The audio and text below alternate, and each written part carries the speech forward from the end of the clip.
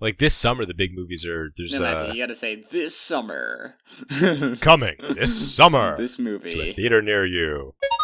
I don't know about you, but like I still think that cinemas are probably going to be obsolete, at least for the future, you know? Like, say we have the ability to just create screens of any size, you know, I mean, we already have projectors, but like, say if we Yeah. had something like virtual reality, we can just pull up a Yeah, to be screen. perfectly honest, if I had a projector that was capable of putting out like really high quality stuff, I would never go to a movie theater again. Okay, I was going to say I kind of enjoy the experience of it, but in a moment of self-reflection, I realized I just enjoy fried food. Of course you do. So I was going to say I enjoy the experience of it, and then my reflection of the experience of it is me eating a lot of fried food, and then having to put up with several hundred people whom I despise, making a big deal and distracting me from the movie I'm trying to enjoy over my large bucket of fried food. The ambience of people chomping away on their popcorn and like slurping their drinks or whatever. That's what I want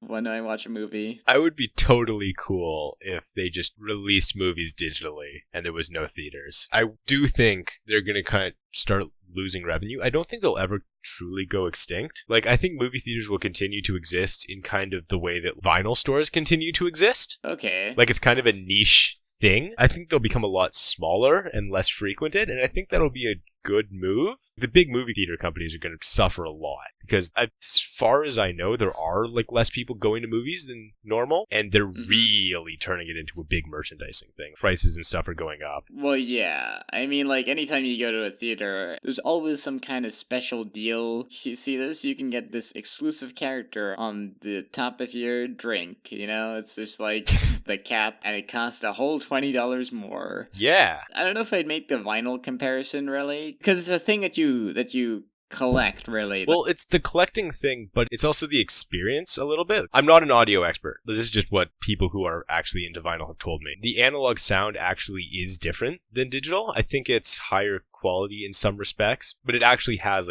it's a distinct sound compared to just digital. More than just collecting the discs. Like, there's an actual real reason to listen to music on vinyl over digital. And I think movie theaters are going to be the same way, in that there's going to be something about the experience of like watching it on like a really high quality screen with like really good audio. I think it'll be a lot smaller, and it will probably not be for like big blockbuster movies, but I can totally see there being like a movie theater scene where there are like kind of smaller independent theaters, not necessarily running the newest movies, but just running good movies that like people will come and pay and watch because of the experience of it.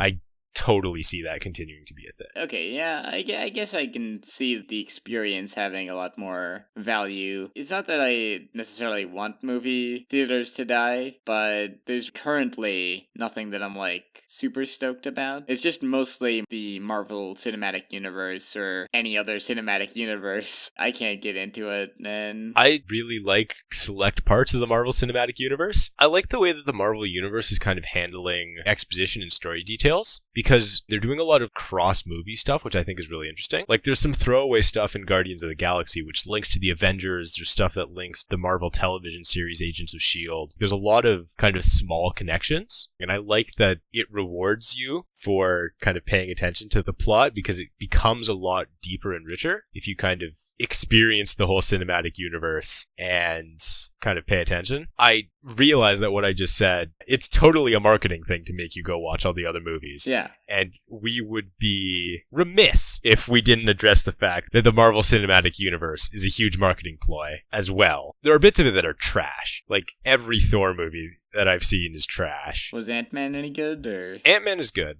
It's not as good as Guardians of the Galaxy, but it's in a similar vein to Guardians of the Galaxy. It's a lot more irreverent. I've just heard people say that the only Iron Man movie that was good was one. The second Iron Man is okay, but it's entirely a visual spectacle. Like, it's pure kind of pulp. If you like explosions and cheesy one-liners, then it's a fantastic movie. If you're looking for anything more than explosions and cheesy one-liners, it's a terrible movie. Alright. And Iron Man 3 is the same, except the explosions are worse and the one-liners aren't funny. The actual Avengers movies, I think, are some of the weaker movies in the series, to be perfectly honest. Oh, really? Avengers 1 is fine. Absolutely think that Captain America 2 and 3 are better than Avengers 1, for sure. Guardians of the Galaxy, definitely better. And Avengers 2 is a bad movie. Like, it's just empirically a bad movie. Like, the plot is very much a retread of Avengers 1's plot. As in, like, there's some big supernatural thing. All of the Avengers kind of argue for a while and they get together and stop the thing. There's a huge amount of devastation, which makes people question, like, are the Avengers really worth it? It, like, kind of staggers around from unconnected plot point to unconnected plot point while trying to make, like, a very philosophical point, which isn't as deep as it thinks it is. From what I recall, is it like the whole robots are conscious? It's all about, like, and consciousness and AI, and if you've seen the Star Trek Next Generation episode Measure of a Man, it's a terrible version of that. It's this hyper-intelligent AI staggering around saying, I'm going to do something incredibly evil, but it's not evil because I was made by humanity, and am I doing this out of free will, or is it deterministic? Who knows? I do appreciate when movies do go into those kinds of themes, although it's all a matter of